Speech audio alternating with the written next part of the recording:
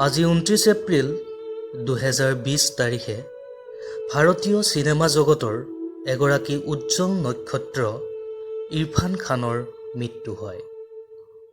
ইৰফান খানৰ মৃত্যু ভাৰতীয় ছবি জগতৰ বাবে এক অপূৰণীয় ক্ষতি।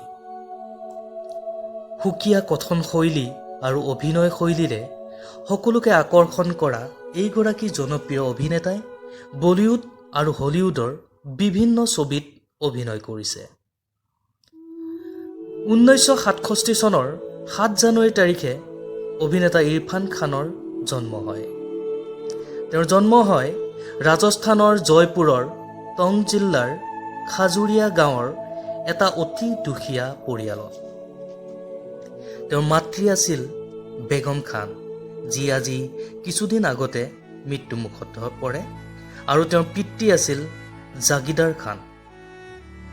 সৰুকালত ইৰফান এগৰাকী ভাল ক্ৰিকেটাৰো আছিল। তেওঁ ইণ্ডিয়াৰ হৈ ফাৰ্ষ্ট ক্লাছ ক্ৰিকেটো খেলিছিল। পৰৱৰ্তী সময়ত 1984 চনত তেওঁ ৰাষ্ট্ৰীয় নাট্য বিদ্যালয় নেশ্যনেল স্কুল অৱ ড্ৰামা দিল্লীৰ পৰা স্নাতকোত্তৰ ডিগ্ৰী লাভ কৰে। তাৰ পিছত তেওঁ কৰ্মজীৱনৰ পাতনি মেলিবলৈ মুম্বাইলৈ আহে আৰু বহুতো ধাৰাবাহিকত অভিনয় কৰে। তাৰে ভিতৰত উল্লেখযোগ্য কিছুমান হৈছে চাণক্য, ভাৰত এক খোজ, সাৰা জাহাঁ হামাৰা, বনেগী আপনি বাত, চন্দ্ৰকান্তা, শ্ৰীকান্ত ইত্যাদি। এইবোৰ আজিও জনসাধাৰণৰ অন্তৰত গভীৰ চাপ পেলাই আছে। এইদৰে প্ৰথম অৱস্থাত তেওঁ ধাৰাবাহিক আৰু থিয়েটাৰ কৰি যাবলৈ ধৰে। 90ৰ দশকত তেওঁ বহুতো ছবিত কাম কৰিছিল যদিও সফলতা লাভ কৰা নাছিল। কিন্তু 2001 চনত আসিফ কাপাডিয়াৰ দ্য ৱাৰিয়ৰ ছবিখনে ইণ্টাৰনেশ্যনেল ফিল্ম ফেষ্টিভেললৈ মনোনীত হয় আৰু ইয়াৰ জৰিয়তে তেওঁ এক সুকীয়া পৰিচয় লাভ কৰে। ইয়াৰ পিছতেই তেওঁ 2003-04 চনত ৰুট টু লাডাখ, মকবল, শ্বেক্সপিয়েৰৰ মেকবেথ ছবিত অভিনয় কৰে।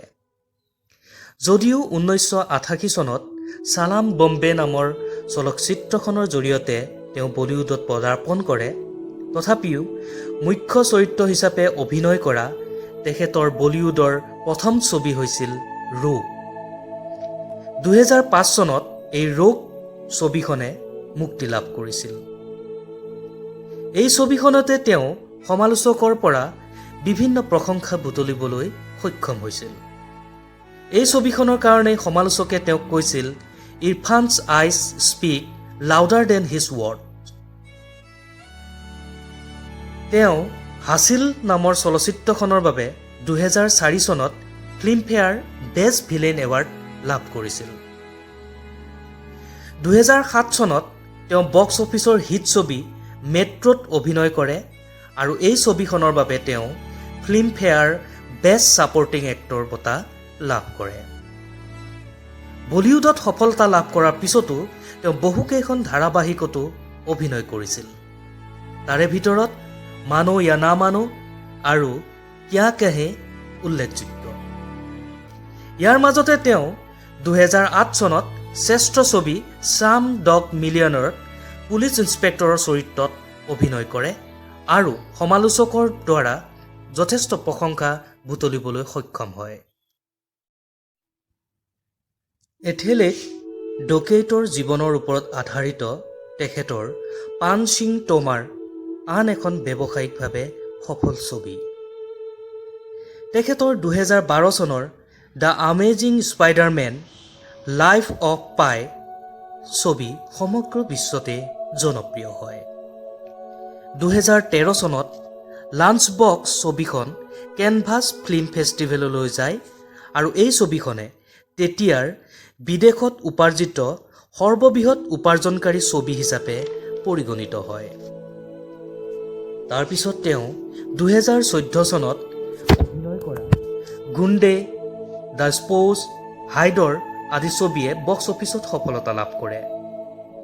2015 চনত অভিনয় কৰা পিকু, জুৰাছিক ৱৰ্ল্ড, তলৱাৰ, জজবা আদি ছবিও সমালোচকৰ পৰা প্ৰশংসা বুটলিবলৈ সক্ষম হয়।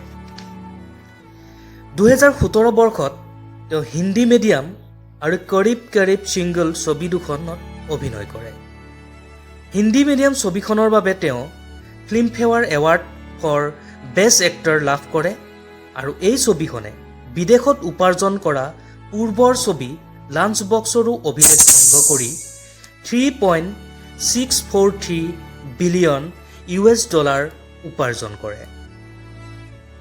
2018 চনত কৰৱান আৰু ব্লেকমেইল ছবি দুখনত তেওঁ অভিনয় কৰে আৰু 2020 চনতো তেওঁ অংগ্ৰেজী মিডিয়াম ছবিখনত কাম কৰে আৰু এই অংগ্ৰেজী মিডিয়াম ছবিখন যোৱা 13 মাৰ্চ 2020 চনত মুক্তি লাভ কৰে আৰু এইখনেই আছিল ইৰফান খানৰ জীৱনৰ অন্তিমখন ছবি।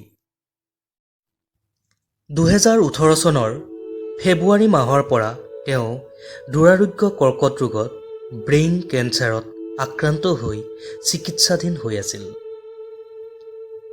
আৰু আজি 29 এপ্ৰিল 2020 চনত মুম্বাইৰ কোকিলাবেন ধীৰুভাই আম্বানী হস্পিটেলত 53 বছৰ বয়সত মৃত্যুক আঁকোৱালি লয়।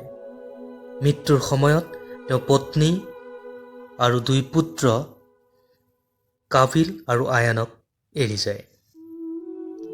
ইৰফান খানৰ অকাল মৃত্যু সহজে মানি ল'ব পৰা নাই তেওঁৰ শুভাকাংক্ষী আৰু অনুগামীসকলে। যাহা হওক, মৃত্যু এক চিৰন্তন শাশ্বত সত্য। তেখেত ভাৰতীয় বোলছবিৰ জগতত চিৰস্মৰণীয় হৈ ৰওক। এয়াই আমাৰ তেখেতলৈ এক গভীৰ শ্ৰদ্ধাঞ্জলি।